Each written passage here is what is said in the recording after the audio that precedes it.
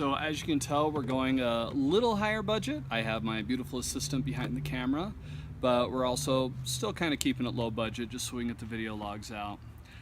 Today I want to talk about three different things. The first is a quick discussion on themes and their various uses, as well as to give you an update and bring up an issue that we're having as developers. That's a pretty common issue for developers.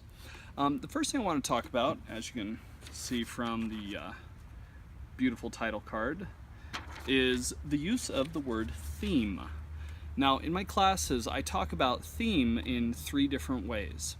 The first is theme as in the core concept, like what is the core message or the core moral message, or what's the core experience. Now, in a lot of cases, people confuse one for another, where they'll get this core experience, which is great and that's important, but they forget to put in whatever that core message is. So, for example, with a lot of action movies, you get this core experience of, we're going to see what it's like to rob a bank, which is great as an interesting experience, but a lot of these action films don't really have anything that makes you want to watch it again afterwards, because they have the action, but they don't have anything that you really relate to, which would be the take on it. Like, is this a good experience? Is this a bad experience? Is this something that could be commonplace? And they don't have anything to say on the subject other than come along for the ride. In video games, this is often, people say, wouldn't it be great if? And that's usually a really bad sign, because yeah, it would be great if, but how do we tie it into that core theme? And so it's important to remember what that core moral message is, or what that core message is that you're trying to share along with that core experience. If you can do that, then everything else in your game should be able to focus and build on and support that. And so what you need to do is think about it in those terms. There's a hierarchy to these things. That's why I said theme, themes, and theming. So the second one, themes, is the relationships that are built and the connections that we make. So when we have side characters, when we have side stories, when we have different ways that we interact or relate with an environment or a world or with others, those are themes. We have different connections and communications. So you need those themes, the other messages or the other parts of the story, to relate to that core theme, and it should help build on it and help explain it in different ways. The final one is theming.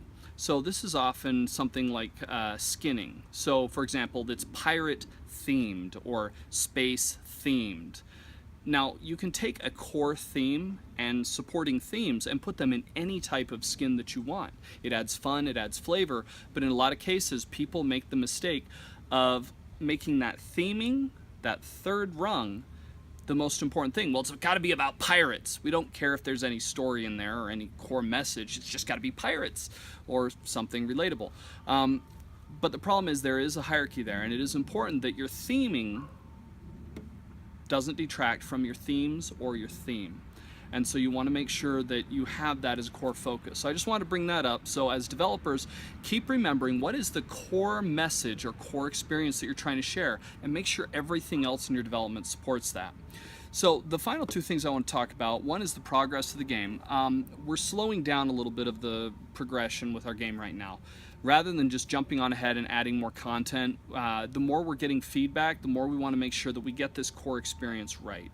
And so we're putting a little more time into bettering the UI. We're trying to find a way to remove a little bit more of the dialogue, so when there is the dialogue, it is straight to the point, it is pithy, that we have the humor and the fun in there without it just being too wordy. And so we're exploring some new systems with that, but that brings me to the third part. With the game, we're running into something that a lot of developers do, and that's bugs, that's errors, that's issues with actual gameplay. Now, when they're recreatable, it's great. So, for example, if in a game you can run into a wall and you break it every time in the same spot and can fall through, that's a recreatable bug. And those we can track down and fix. What we're running into right now are the kind that are the most annoying to developers. Those are the bugs that are not recreatable. Those are ones that seem to happen randomly. Now, obviously they don't. There's something triggering them. But when we can't identify how it's happening, it becomes an issue. So that's where we're going to ask you for help. As you're playing through the game, as you find things that break, for example, if the touch control around Flo stops working, or if you're not able to select items even though they're in your area, things like that, and you're able to recreate it, please let us know, because that helps us track down the issues so it's easier to fix. So that's all I have for today. Thank you very much. Hopefully we'll have another one of these for you next week. Bye.